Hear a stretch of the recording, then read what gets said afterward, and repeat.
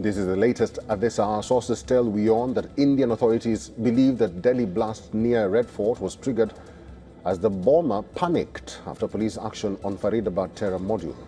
Sources indicate that the bomber was attempting to relocate or perhaps try to dispose the explosives.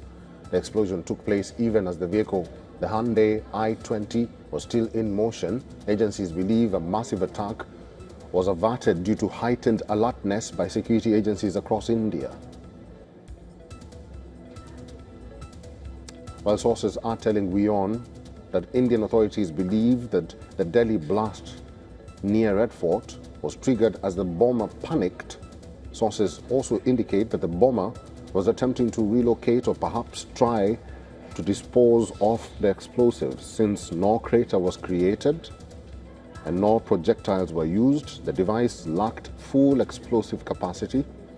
The explosion took place even as the vehicle, the Hyundai i20, was still in motion. Agencies believe a massive attack was averted due to heightened alertness by security agencies across India.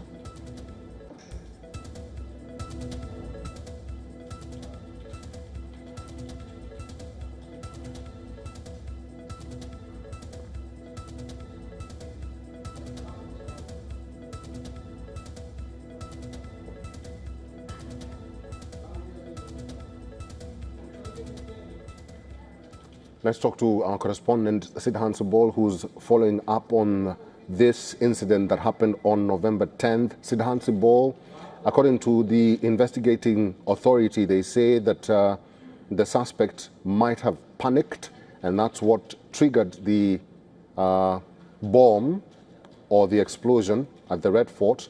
What are the investigating authorities saying at this moment? Well, essentially, the investigating authorities believe that in the aftermath of the action on the Faridabad terror module, the suspect bomber got panicked, and thereafter the explosion happened. One of the things that the authorities have noticed is that there were no projectiles when the blast happened. No crater was formed as well, and essentially they believe that because of the countrywide action, they were able to sort something major that was in the offing, or something that was being planned by those who were part of this white-collar terror ecosystem. That is what the agencies believe. So they believe that when it comes to this bursting or action on the Faridabad terror module, which is a trans-state, transnational terror module, there was a sense of anxiety amongst those who were part of this, and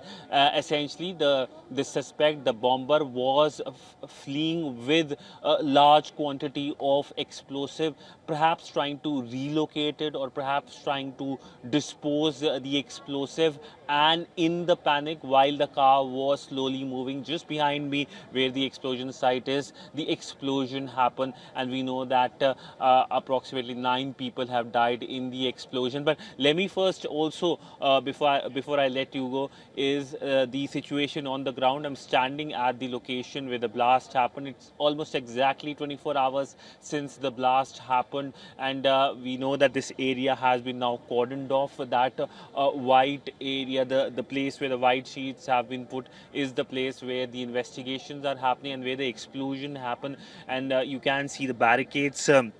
The area has been closed, and on any time of the day, this is a very packed area just in front of the historic Red Fort, just in front of the packed Chandni Chowk market, which is always bustling and busy with people, especially at a time of this, because everyone is doing their shopping for the upcoming marriage season. So essentially, this could have been bigger, but intelligence agencies now believe that they have been able to thwart something major that was being planned by those who were part of this Faridabad terror module. All right, that is our correspondent, Sidhan Subol, who's actually at the site of the blast. Sidhan Subol, keep your eyes out. We'll talk to you later.